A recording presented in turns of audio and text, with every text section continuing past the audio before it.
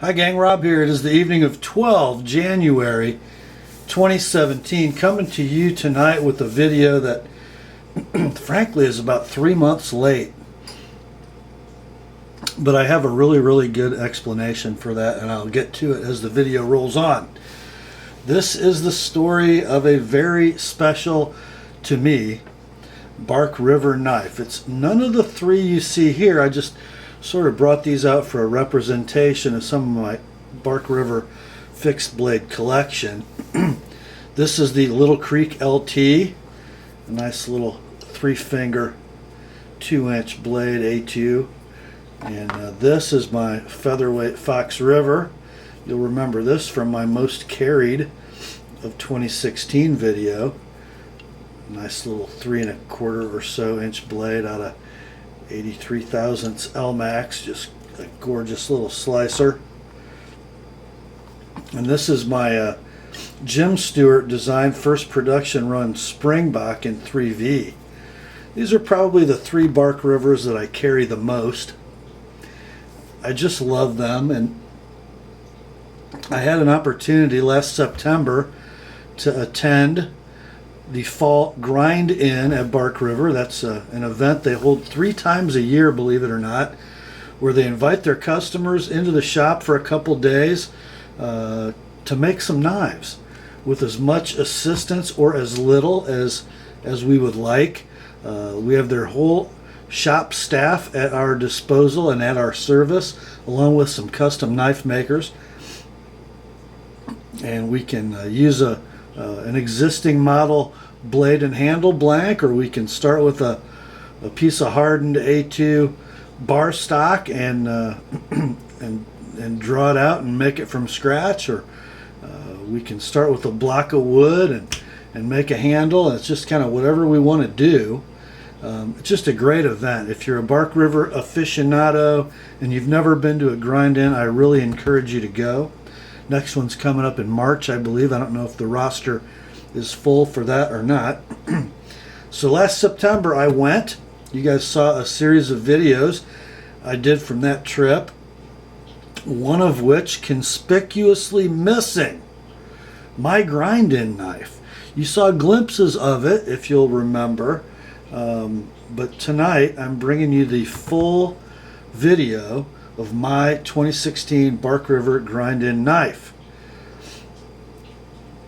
And let me tell you a little bit how I arrived at the design that I did. I was you guys know that I'm a big Bowie knife fan, and I didn't own a Bark River clip point blade of any kind, and I really wanted to make a large Bark River Bowie. I had lusted after the 1909 Michigan Bowie they released early in 2016 and didn't buy one. When I got to the shop on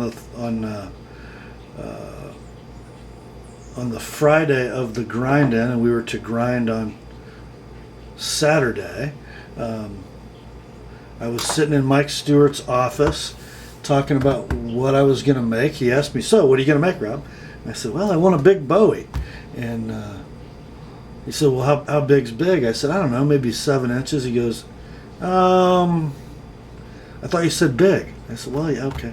He said, why don't we start with the 1909 blank?" I said, "Now we're talking. That's exactly what I want." And he said, "Well, what are you going to do for a handle?" I said, "Well, you know, I'm not a big fan of the round handles with the aluminum pommel, and I want something kind of cool though, something kind of classic, old Bowie period kind of handle." And it's like we both said it at the same time. "How about a Coffin?" Yeah. So I made a Bowie with a Coffin, a 1909 Bowie with a Coffin, which at that time did not exist. So, well, let's leave the Little Creek out here, shall we? Yeah, let's leave that. And then we'll bring this bad boy. Here's the knife. Oh, yeah. Here it is. It won't even fit in the view of this camera. So there it is, the 10-inch 1909 Bowie out of 1/4-inch A2, full height convex ground with an unsharpened swedge, still of suitable thickness for batoning if you would like, and it is sharp, my friends. A proper beard for sharpening. Acid etched logo, Bark River Knife Collectors Association, custom 2016 grind in.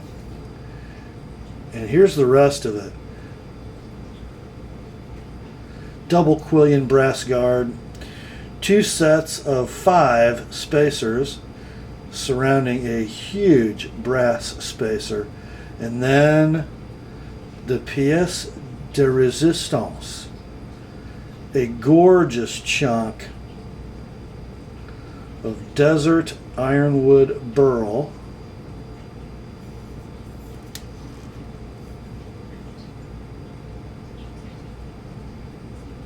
in a classic coffin shape. And you talk about beautiful in hand. That's what this is.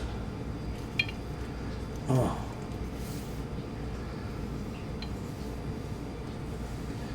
Now, this is an interesting part of the story. Like I said, a coffin-handled 1909 Bowie did not exist in the Bark River catalog when I made this.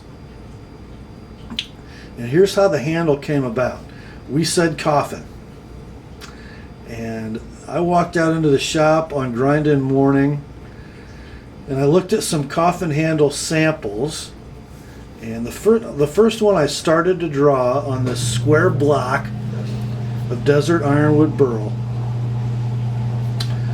sort of had the double scallop. So it came in a point, and then another scallop, and then the coffin end. And I had that all drawn on the block in Sharpie, and I kept looking at it, and I went, no, that's not what I'm looking for. And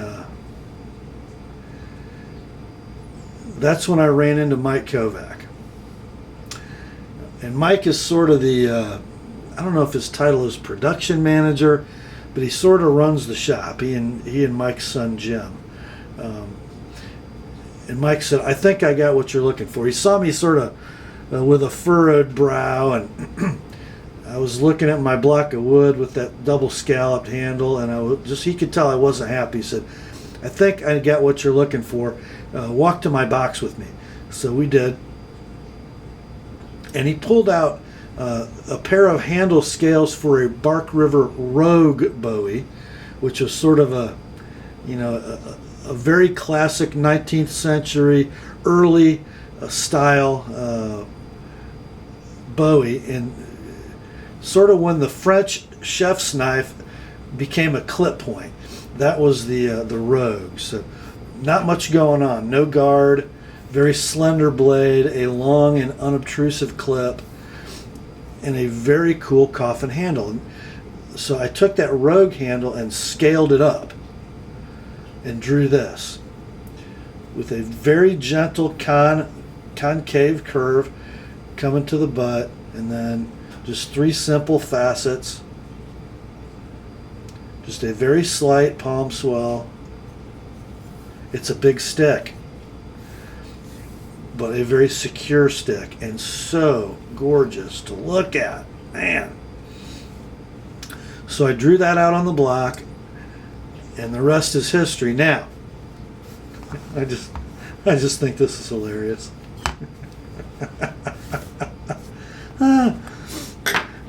So let me tell you the rest of the story. That was the second weekend in September, something middle, like the 16th or 17th of September. Well, the next run of 1909 Bowies came out, I don't know, 2-3 weeks after I made this knife. Okay? And interesting, I think, they didn't come with the aluminum pommel and a variety of stacked handles this time. an option now was this coffin, or something that looks an awful lot like this coffin. In fact, let me show you a picture right now of the production Bark River 1909 Bowie with coffin handle, and see if it doesn't look a little familiar. Take a look.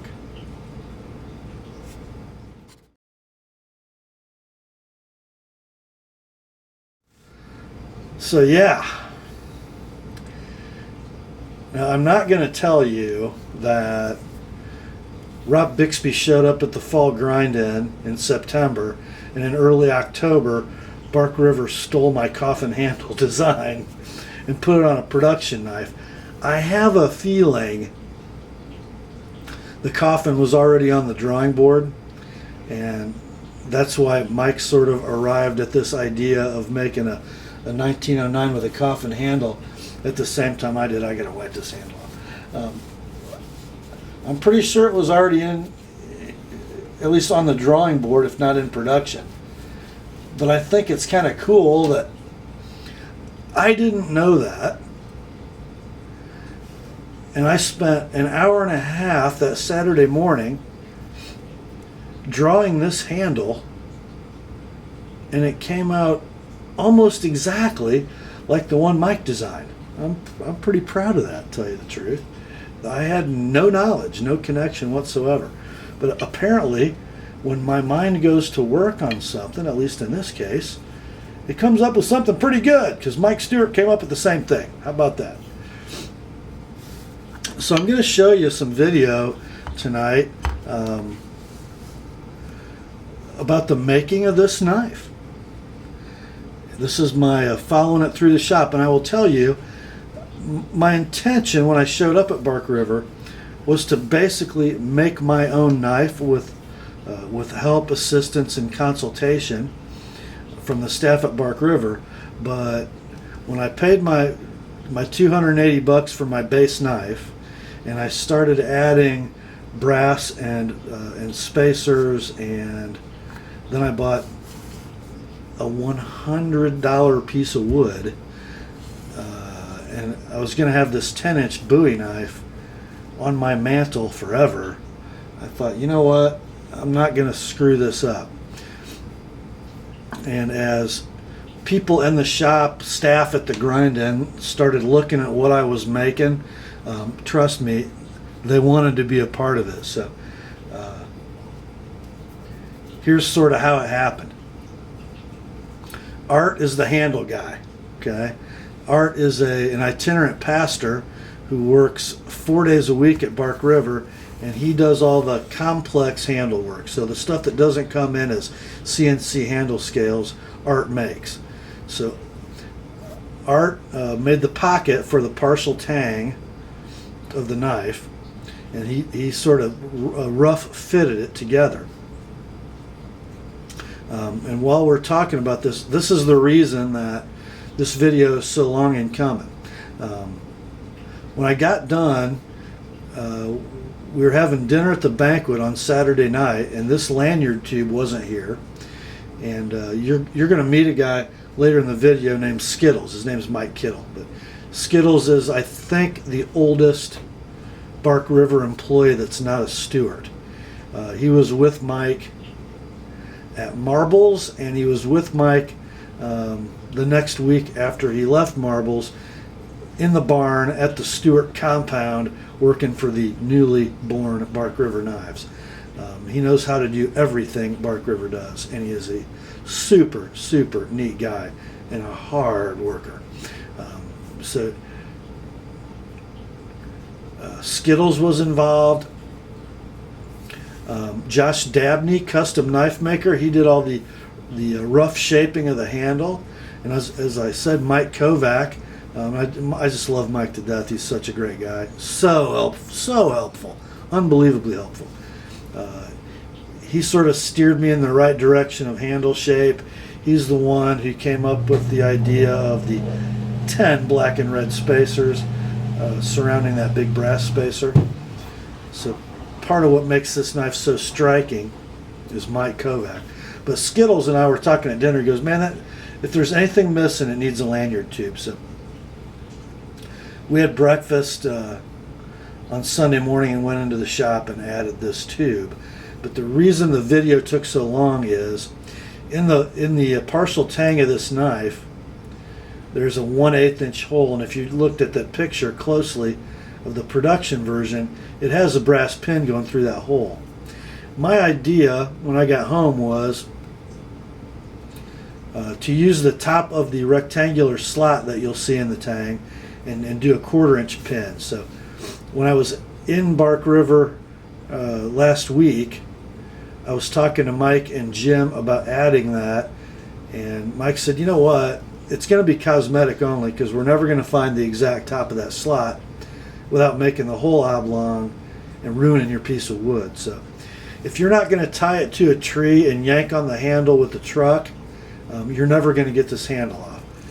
It's put together with industrial epoxy.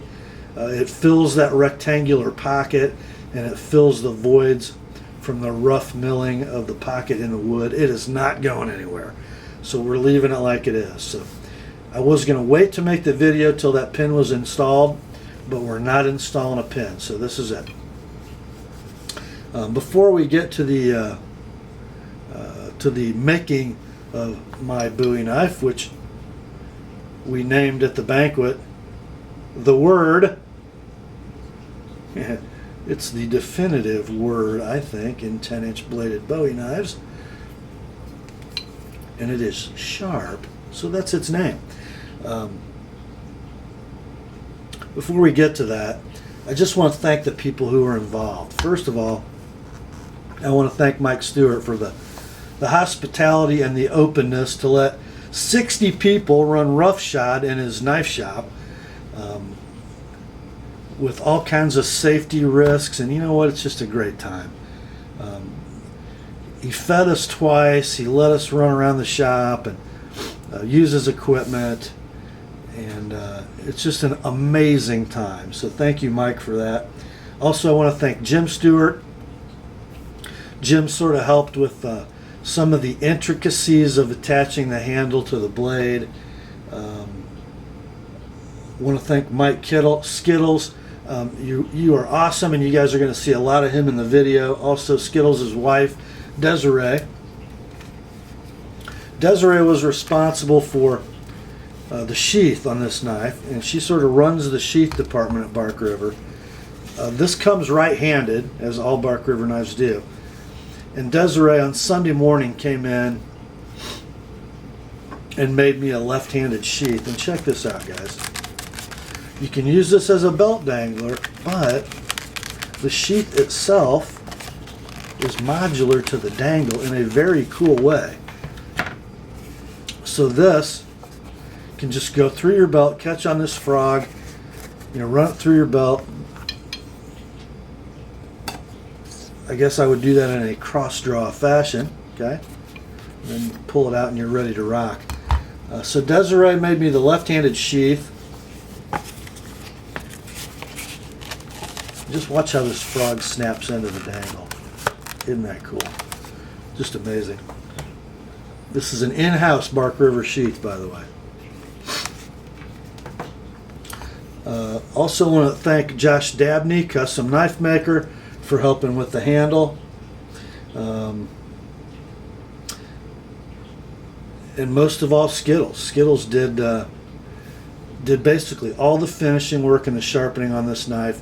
He's the guy that brought out the beautiful chatoyance in this piece of desert ironwood burl. He's the guy who flawlessly, full height convex this blade, finished it beautifully, and put a killer edge on it. How killer? Now guys, I haven't touched this knife with any kind of sharpening medium whatsoever. Okay, this is factory Bark River.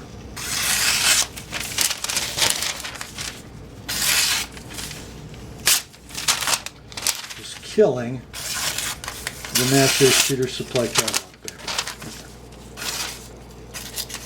Whoops. Could it be sharper? Well, you could, but man, that's a pretty good factory edge.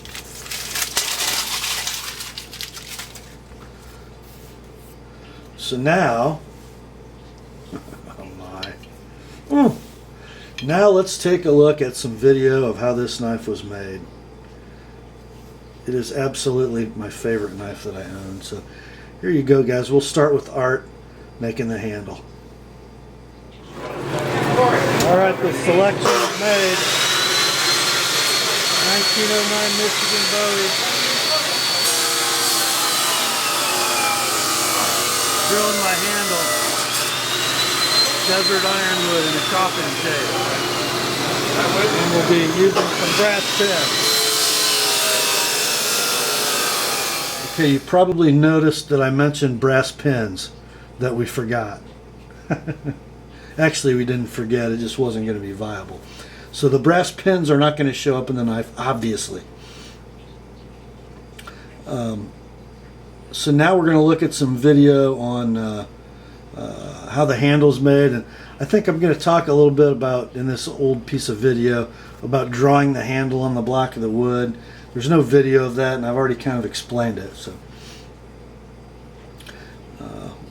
let's kind of take a look at this part of the knife taking shape, shall we? Just about done with the pocket and this piece of desert ironwood burl. Right now just drilling it out to fit the hidden tang.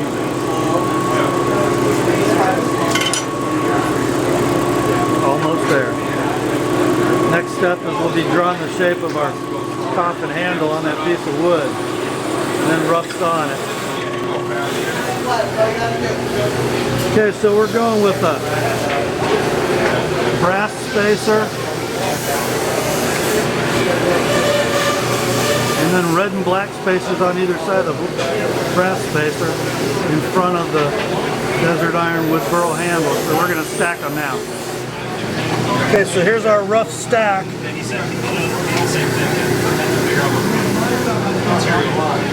The washers are black, red, black. The brass spacer in the middle. These will all be revealed as we sand. We got the whole thing sandwiched in a big Irwin clamp. Leave that set for that epoxy to set for about 15 minutes. Then we'll start drawing our coffin shape on that piece of desert ironwood burl. Okay, this next piece of video is going to be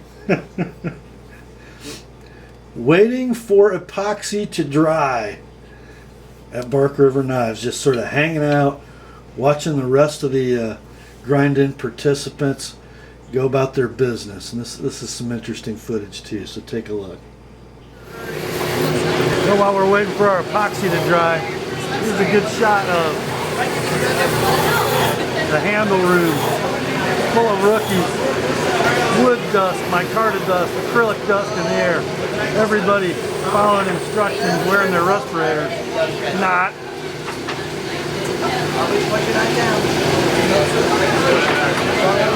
Thank the Lord we all signed safety release waivers.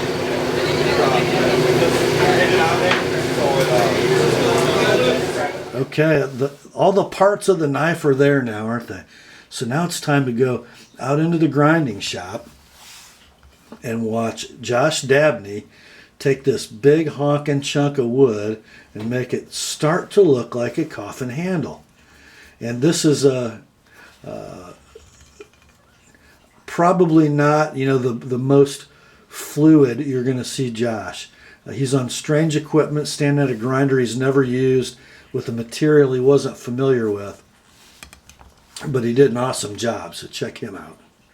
Keeps from building up heat is bad when you're moving around like that. Here comes the hogging of my handle. A little bit of wiggle. Custom knife maker Josh Dabney's going to do this rough for me.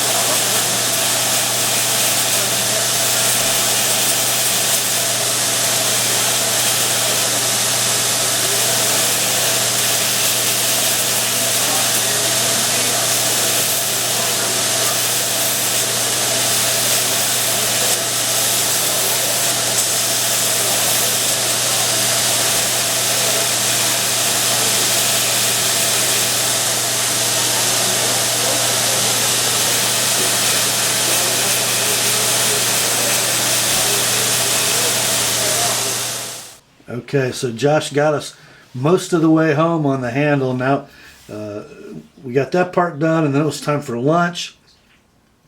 While we were eating lunch, I kind of showed Mike the knife, and he looked at it and he goes, "Oh my, look at that." He said, "Okay, this is a pretty special one. When we get done with lunch, you need to find the guy in the M hat," which was a big blue hat with the yellow M, I think, or something like that. The guy in the M hat is Mike Skittles. And Mike told me, do not let anybody else in this shop touch your knife from this point on except Skittles. So I found him, and he had heard I was looking for him, and he took it the rest of the way. What we're going to see now is Skittles taking that roughed out Coffin handle and making it into this work of art. Check it out, guys. Okay, Josh did our rough handle. Now Skittles is going to give it its final shape.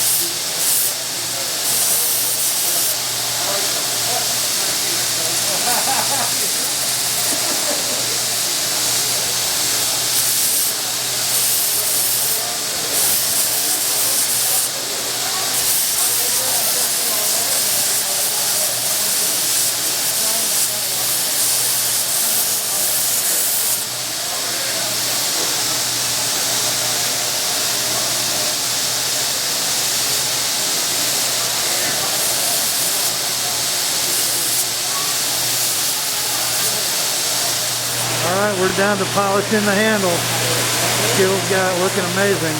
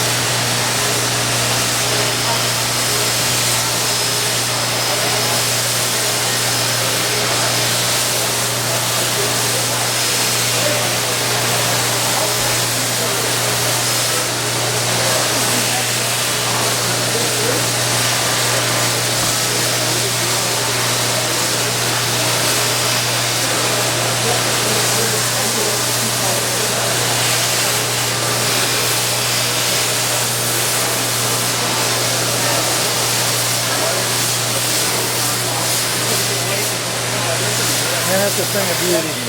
Yeah, do you want to leave the guard?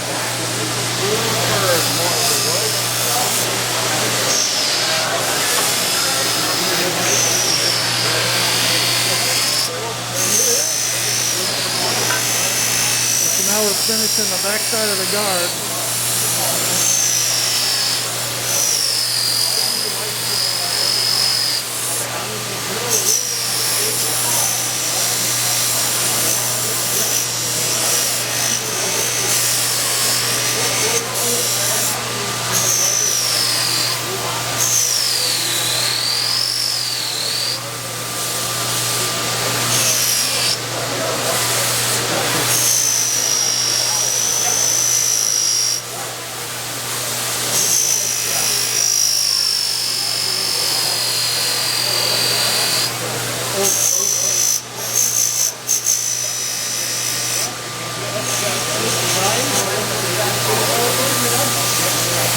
I wanted to show Josh Dabney how to do that guard. I think it's going to look okay, Mike. You think so? It's fucking awesome. Dude, this thing of beauty. You like that brass ring on there now, eh? Yes, I do.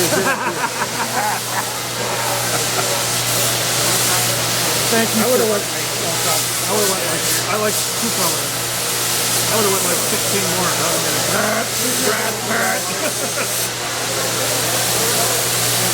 Huh? What do you think? I like it. Now I got to grind the blade out. This thing is amazing. I got an adventurer for you to cut the thumb drill in. Okay, if you thought that was something, now we're going to watch Skittles on the blade. The first set of video we're going to watch is him taking a bevel ground blade blank, applying the full convex, working on the swedge, and after that you're going to see him sharpen it. And when we go from when we transition from the slack belts to the buffing wheel, the first buffing wheel has 120 grit wax-based compound. It's like a dark red color. Have you ever seen a buffing wheel throw sparks? Well, you're going to see it in this set of videos. So first you're going to see him on the slack belts doing the convex grind. Then you're going to see him finish the satin on the 120 and 240 grit buffing wheels. And then you're going to see him, he's going to call it knocking the burr off with grease. So he's going to go to another buffing station with much finer grit compounds ending at 3000, and he's going to put the final edge on. So I'm going to leave you uninterrupted with Skittles making this work of art. Take a look. Alright, now we're in the blade. Skittles is staying on this one.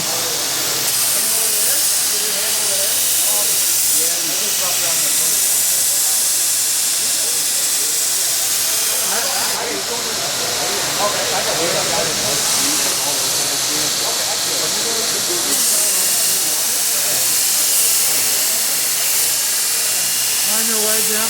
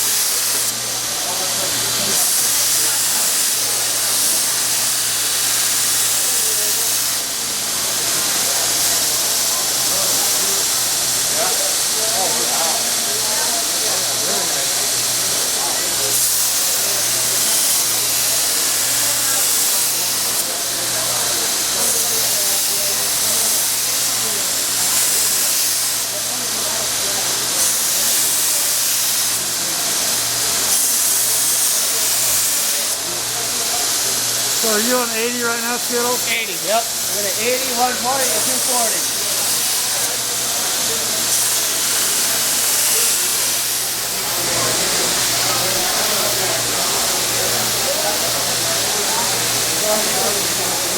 So we're working up the grits. Where are we at now? We're at 240. 240 now? I'll do false guide. We're hitting the sled.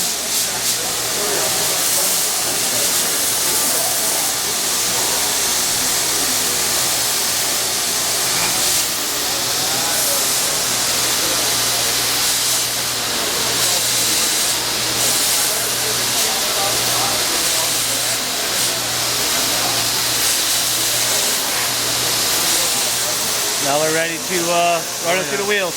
Sharpen her up.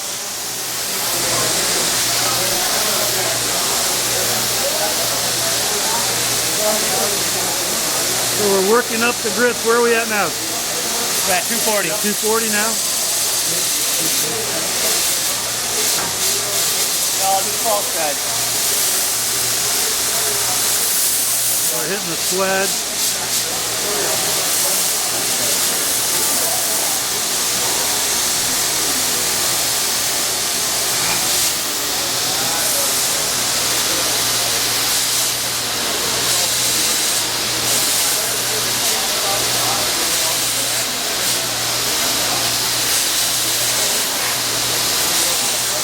Now we're ready to run it through the wheels. Sharpen her up. Now we're on a fabric wheel thread compound. 120 grit buffing compound. 120 grit? We're the 140, 240.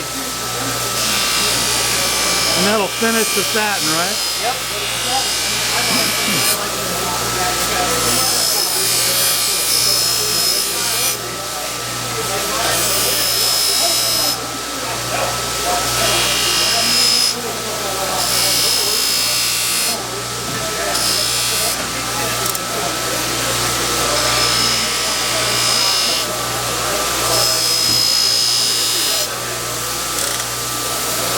Go down over this one.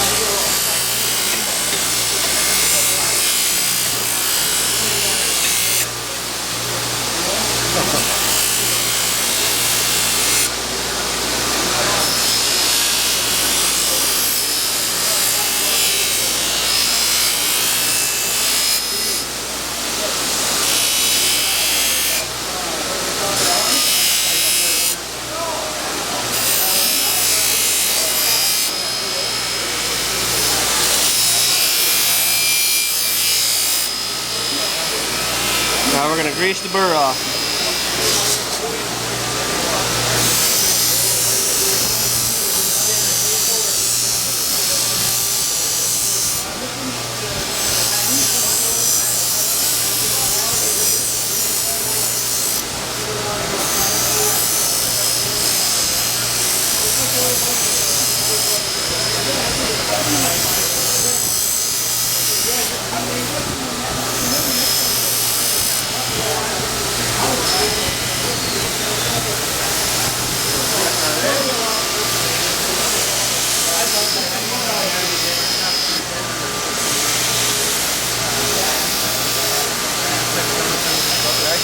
Think it'll cut?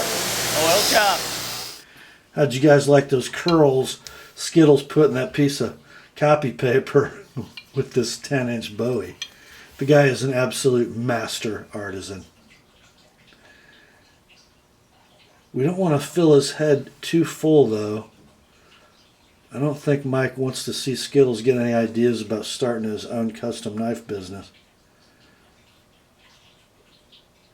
You know, there are, by the way, 6 people at Bark River Knives that are allowed to grind a blade. 2 of them are named Stuart, Mike and Jim. Then you have Skittles. And he's the best of the other 4. Absolutely the best. I own a lot of Bark River knives. I have sharpened a lot of Bark River knives. And I do not believe I've ever seen one that has as consistent convex geometry as this one does, with as consistent a satin finish. It's just Beautiful. So now we're going to leave Skittles and we're going to go back to the final area that touches a Bark River knife. We're going to visit Cheryl back in the clean up and etch department. She's going to, clean any compound that might be lingering in the handle area around the guard with mineral oil. She's going to coat the handle and the blade when it's all done with, that very, very high tech preservative / lubricant that Bark River Knives uses. And well, frankly, it changes a lot depending on which brand of 5W30 motor oil is on sale at Walmart. Anyway, and then Cheryl, after she cleans the knife, is going to apply this one-of-a-kind acid etch. So let's watch her work. I think there's going to be a custom knife maker Zoe Christ in the background and his kids running around the cleanup department too. See if you can catch a glimpse of them. Do I sound angelic? Well, the 1909 Michigan Bowie with the coffin handle is done. Okay. Now we're just cleaning. Cheryl's cleaning. She's going to etch it. Put a little highly toxic 5W30 on it. Well, they're gonna Then I'm going to go cut up a steak with it. take photographs for you now. Yeah, and then you'll get it back. What name are you putting on it? Yours. It'll But, say yeah. the 2016. You have to put the actual name of us on it. So No, they'll put like Grindin or Yeah. Angel will put the etch on, and then you're going to the banquet tonight, right? You betcha. Oh, goody. That's Wouldn't where miss your it. knife will be ready. Are you making more than one knife? Nope. This too, Cheryl. We're at the other station. No, right here. Well, I was going to, but everyone else keeps sitting down there, so. silver. No, we did not.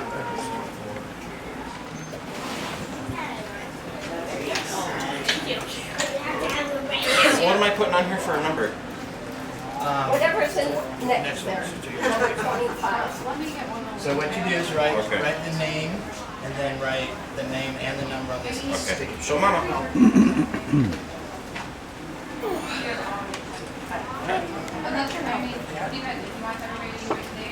Alright, ready?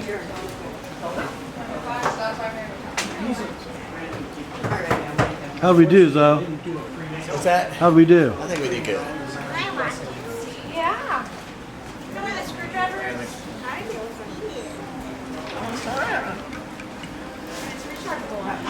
Here in there.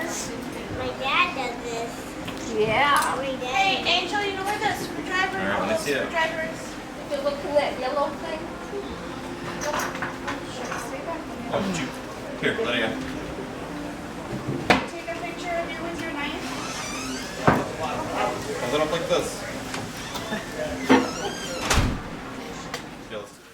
Okay. Knife finished, right? Of course, sans lanyard tube at that point. And as you heard Cheryl make reference, there's a banquet coming up later that evening. And at the banquet, Jim Stewart, Mr. Excitement, grabbed hold of this knife, and actually I think I might have handed it to him. I did. Because I just had to see it. I just had to see it. Jim Stewart is the master of knife twirling. And I needed some lessons because this is a big old chunk of steel to be swinging. So here's Jim demonstrating to me how the master twirls a Bark River Bowie. So Jim is you're gonna teach me how to twirl my 1909 tomorrow. I can teach you all day long. I'm the world's foremost expert on that one move. All I have is little short Bark Rivers, and it's just not the same. You don't have the quite right momentum to be able to do that, but with a larger knife, you too can be successful at twirling the one knife the one way. Anybody? And he's Rob Bixby's grinded knife, and he did an excellent job on it. Notice the excellent craftsmanship, beautiful piece of Desert Ironwood burl. The name given to this beautiful piece is The Word, and it is the Word.